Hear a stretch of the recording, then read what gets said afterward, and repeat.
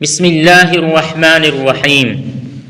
السلام علیکم ورحمۃ اللہ وبرکاتہ۔ معزز ناظرین کرام، آج کی ویڈیو کا عنوان ہے 500 سال کی عبادت، ایک کٹورا پانی۔ بنی اسرائیل میں ایک بہت ہی عابد شخص تھا جس نے اپنے بیوی بچوں کو چھوڑ کر رہبانیت اختیار کر لی اور سمندر میں ایک چٹان پر چھپر بنا کر اللہ کی عبادت میں مصروف ہو گیا۔ شریعت محمدی صلی اللہ علیہ وسلم میں رہبانیت اختیار کرنا جائز نہیں ہے، سابقہ امتوں میں یہ جائز تھا۔ اللہ تعالیٰ نے اس کے کھانے پینے کے لیے اس چٹان پر یہ انتظام کیا کہ وہاں میٹھے پانی کا ایک چشمہ نکل آیا جس سے اس سے ٹھنڈا پانی ملنے لگا، اور وہیں انار کا ایک درخت بھی اللہ نے اگا دیا جس سے بڑے بڑے انار اس کو ملنے لگے۔ وہ روزانہ ایک انار کھاتا اور ایک گلاس پانی پی لیتا اور سارا دن اور ساری رات عبادت میں مصروف رہتا۔ اس شخص نے 500 سال کا عرصہ اسی طرح گزار دیا۔ جب اس کے انتقال کا وقت آیا تو اس نے اللہ سے دعا مانگی کہ اے اللہ، میری ساری زندگی تیری عبادت میں گزری ہے، اب میرا آخری وقت آ پہنچا ہے، میری خواہش ہے کہ جب میری موت آئے تو میں سجدے کی حالت میں ہوں، اور میرے بدن کو تو تا قیامت محفوظ رکھنا، تاکہ جب میں قیامت کے دن اٹھایا جاؤں تو سجدے کی حالت اٹھوں۔ اللہ رب العزت نے یہ دعا قبول کر لی اور سجدے ہی کی حالت میں اس کا انتقال ہوا۔ حضور اکرم صلی اللہ علیہ وسلم نے ارشاد فرمایا کہ آج تک اس کا جسم سجدے کی حالت میں موجود ہے، اور اس کے گرد اس کی حفاظت کے لیے اللہ تعالیٰ نے گھنے درخت پیدا کر دیے ہیں۔ لوگ اس جگہ جاتے ہوئے گھبراتے ہیں، اگر لوگوں کی رسائی اس مقام تک ہو جاتی تو وہ مقام پوجا پاٹ کا مرکز بن جاتا۔ اللہ تعالیٰ نے وہاں بڑے بڑے اور گھنے درخت اگا کر لوگوں کے دلوں میں اس جگہ کی ہیبت پیدا کر دی تاکہ لوگ شرک میں مبتلا نہ ہو جائے۔ نبی کریم صلی اللہ علیہ وسلم نے فرمایا کہ مرنے کے بعد بارگاہ الہی میں جب اس کی پیشی ہوئی تو اللہ تعالیٰ نے ارشاد فرمایا کہ اے میرے بندے، میں نے اپنے فضل و کرم سے تجھے بخش دیا، اور ملائکہ کو حکم دیا کہ میرے اس بندے کا نام جنت کے اعلیٰ مقام میں لکھ دو۔ اس عابد کے دل میں خیال پیدا ہوا کہ میں نے 500 سال تک عبادت کی، بیوی بچوں کو چھوڑ دیا اور ساری دنیا سے بے نیاز ہو کر سمندر کی چٹان پر بیٹھ کر اللہ کی عبادت میں مصروف رہا، اور آج اللہ تعالیٰ فرماتے ہیں کہ میں نے تجھے اپنے فضل سے بخش دیا، تو میری وہ عبادت کہاں گئی؟ کم از کم میری دل جوئی کے لیے ہی کہہ دیتے کہ تیری نمازوں، تیری روزوں اور تیری ذکر و فکر کی بدولت تجھے بخش دیا، بلکہ اس قدر عبادت و ریاضت کے باوجود کہا جا رہا ہے کہ ہم نے اپنے فضل سے تجھے بخش دیا، گویا میری ساری عبادت بیکار گئی۔ اللہ رب العزت جو دلوں میں پیدا ہونے والے خیالات کو بھی جانتا ہے، اس نے فرشتوں کو حکم دیا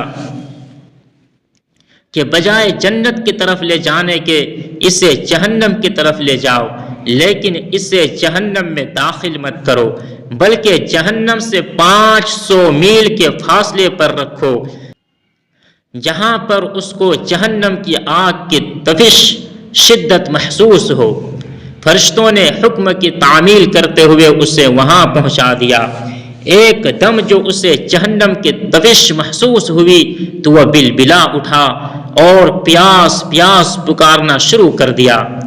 جہنم سے اتنی دوری کے باوجود اس سے ایسی پیاس لگی کہ پورا جسم خشک کانٹا بن گیا۔ اسی اثنا میں ایک ہاتھ نمودار ہوا جس میں ٹھنڈے پانی کا ایک کٹورا تھا۔ یہ عابد دوڑا کہ اے اللہ کے بندے مجھے پانی پلا دو، پیاس کی شدت نے مجھے بے حال کر دیا ہے۔ وہ ہاتھ پیچھے ہٹ گیا اور آواز آئی کہ یہ پانی تو تجھے مل جائے گا مگر اس کی قیمت ہے۔ عابد نے کہا کیا قیمت ہے؟ جواب ملا 500 سال کی عبادت۔ عابد نے کہا کہ پھر مجھے پانی پلا دو، میرے پاس 500 سال کی عبادت ہے اور بڑی خالص عبادت ہے، اس میں کسی قسم کا نفاق شامل نہیں۔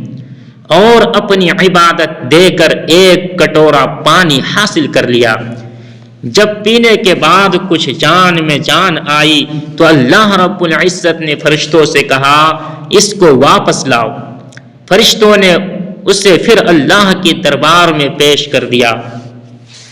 اللہ رب العزت نے فرمایا اے میرے بندے، اب 500 سال کی عبادت تو نے پانی کے ایک کٹورے کے بدلے میں دے دی، لیکن دنیا میں تو 500 سال تک جو چشمے کا ٹھنڈا پانی پیتا رہا اس کا حساب دے۔